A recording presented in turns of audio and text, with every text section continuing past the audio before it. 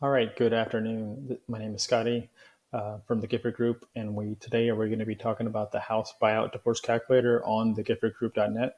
And the reason we have this calculator is to allow you to figure out how much equity you have to split with your spouse. And this calculator kind of does all the math for you. So we just wanted to get it out there and let people know it's there, a tool to be able to utilize. Um, and so this calculator talks about three different scenarios. One option it does automatically is just how much equity do you have to split with your spouse if you're going to sell, which we believe is usually the safest option. But we always want to help couples make informed decisions about the home. That's why we're here. So maybe we're looking at the cash out refi, if that's the best scenario for them. And there's a third option, the secret option, a lot of people don't tell you about. Allows you to do a buyout of your spouse. You actually pull out 85% of the home's value using an OLT lien. So we'll look over all three scenarios, and I'll show you how the calculator works for all three options. And so we'll just get started, and then I'll give you a little more information as we go along. So the very first thing you're going to want to input is the value of your home. So the average house in Houston last month sold. The average sold sales price was $380,000. So we'll just use that as the value for today for the home that we're going to be using, and then the current mortgage balance, which you can just figure out from your last mortgage statement. You can look it up online. You can call your mortgage company; they should be able to provide you with that. But let's use 275. 275. And then we can see how the current equity of the home before fees has already been adjusted. So we can see, the net equity of the home, the raw equity is a little over $100,000. So then obviously we're going to need to take into account other fees before to show you what the true equity is, because this is just the raw equity. So the first, I have this next piece you can put in here, you can adjust, shows you if we have other costs that we need to account for. And usually there are other things we need to account for when going through a divorce. Maybe there's credit card debt we need to pay off. Maybe that we need to pay for the attorney. We're splitting those costs. Maybe there's a car. And then also have, I put in some other notes in there about maybe, hey, there's back taxes. Maybe we're in forbearance. Maybe there was a lien on the house by someone, we had some person do the fence and we didn't pay for that. So we need to pay off that mechanical lien. And maybe the repairs we need to do to the home to get it ready to sell. Maybe we need to paint.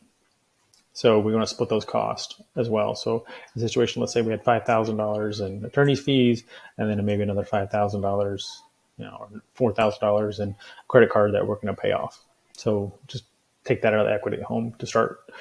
And then it shows you, hey, we dropped down our equity to $96,000 here.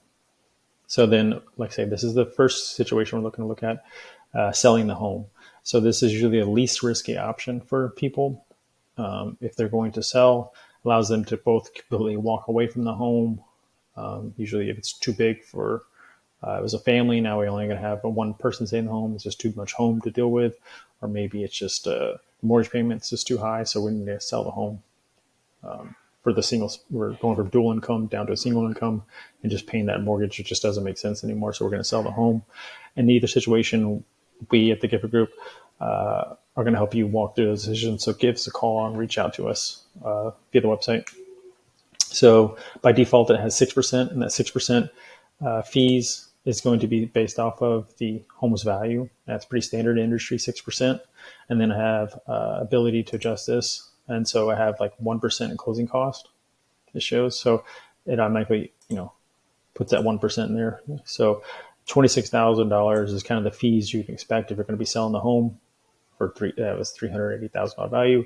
And then it shows you your equity before the fees after you paid your 26, and then shows you how much equity each spouse has, which is $34,700.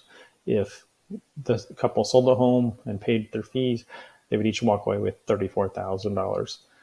And one thing I didn't mention earlier was the value of the home. Where did we get that value? So I said that was the average value in a home in Houston, but what is the value of your home?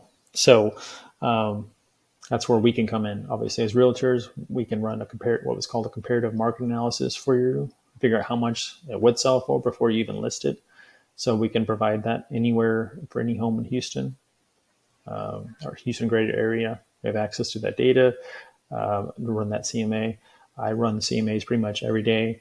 So doing that for free for you, just to give you that information, is no charge. And really, like I say, if you're thinking about divorce, we can help you in so many other different scenarios. We can get you connected with so many different people, get you connected to the attorneys, get you connected to a CDFA, get you connected to any counseling or help you need. That's our area of expertise, and that's where we really want to be able to help people with all those other people on the team. So not just selling the home. But in this situation, let's go back to if they were going to, say, do a buyout or cash out of the home equity.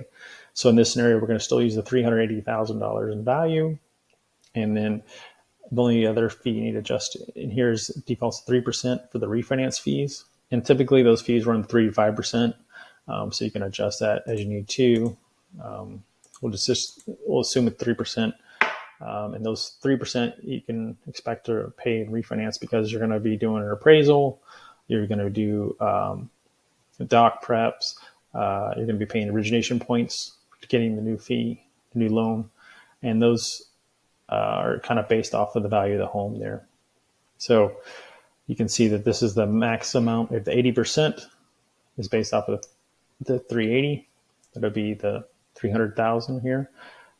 And then you can see your fees, which is based off of that 3% here, and then it's going to show you, okay, after we pay off the old mortgage and the fees, this is how much equity we have to split.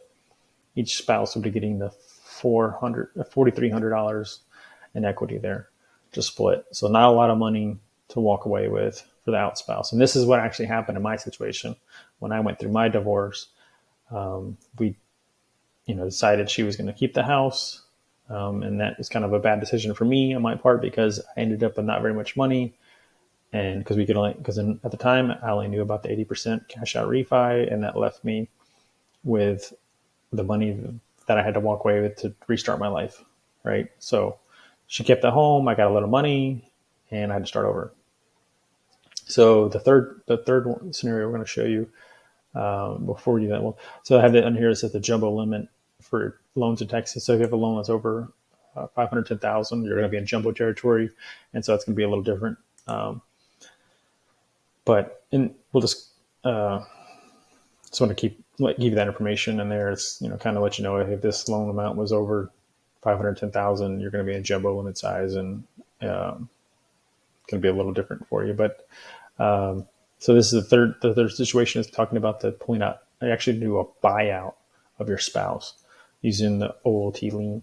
So the OLT lien allows you to tap out more of your equity versus the standard, in Texas, we're usually limited to 80%. It's a law written into the Constitution. So this allows you to do a buyout of your spouse versus just doing an ordinary cash out refi. And so that allows you to pull out 95% of equity. So once again, this number, the 95% is based off of the 380 up top that you inputted. And then your fees associated, which is this refinance fees right here. So that's going to adjust those fees 3% again. So as you can see, it's kind of exactly the same fees as the last one. Whether you're doing the 95% or 85%, either way, it's going to be the fees are about the same. And it shows you the equity split after paying your other $10,000 and your fees here. Splitting that in half, you can show you that each walk away with $32,000. That's a big difference between walking away with $4,300 or walking away with $32,000 from your divorce if you're if you're going to be the out spouse. So that's going to be a huge difference for you as far as the ability to start over and either buy a new place or just renting again. We always recommend that we look at all of the options for each spouse, and we like working with both spouses together if possible. And then we obviously work with your attorneys to help you get into the new place, or get you connected to the mortgage broker that actually help you do this, tapping out the 95% of the equity. So Not all mortgage brokers know about this. So if you want to get connected with one today, contact us and we'll be able to connect you with the right people that know the secrets out there that not everyone knows. So like I say, once again, we just walked you through those 3 different scenarios the calculator can do for you automatically, which is 1, if you're selling the home, 2, doing this normal cash out refi 80%, which is about leaving a lot of equity still in the home, or the third scenario we looked at doing the 95% buyout of your spouse. If you have any more questions or like to ask us any other questions about divorce and what you should do with a house, that is what me and Amber deal with pretty much every day. So give us a call or reach out to us via the website. We're also on obviously Facebook, Instagram, and then you can reach out to us through the YouTube also.